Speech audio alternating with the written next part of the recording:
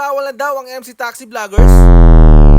Para sa mga kapwa ko MC Taxi Vloggers, naglabas ang LTFRB ng Memorandum Circular Number 2026-050 na bawal nang mag-vlog, mag-livestream o gumawa ng social media content ang lahat ng driver ng Public Utility Vehicle o PUV kasama ang mga motorcycle taxi or MC taxi riders habang bumabiyahe. Ito ay pagpapatibay sa Anti-Distracted Driving Act under the Republic Act Number 10913. At ang masakit dito, ang mga lalabag ay magmumulta ng 5,000 kada huli at maaaring hilingin ng LTFRB sa LTO na isuspindi o bawiin ang lisensya ng mga driver. Higpit na pinagbabawal ang mga sumusunod habang umaandar ang sasakyan. Paggamit ng cellphone o anumang electronic entertainment device habang nagmamaneho. Pag-browse, pag-scroll, pag-like o pag-comment ng mga social media apps habang nagmamaneho. Ang pangunahing dahilan ng LTFRB sa pagbabawal na ito ay ang kaligtasan sa kalsada, road safety ng mga pasahero, pedestrian at sa iba pang motorista. Naayon nga sa chairperson ng LTFRB na ang pagbablog at paggawa ng social media content ay tinuturing na extreme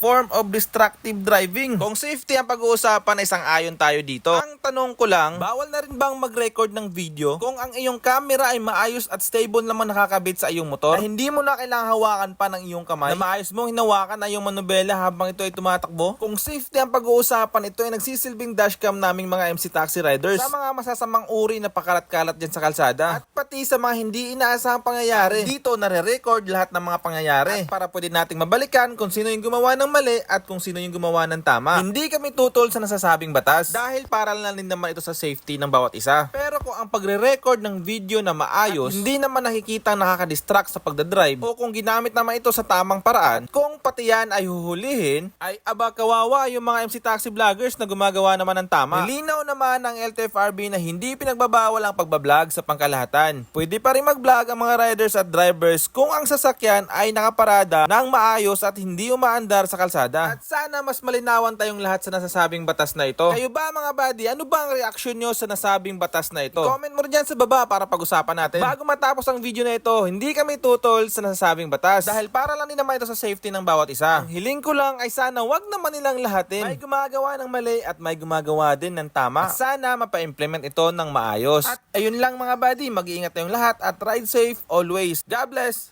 Let's go.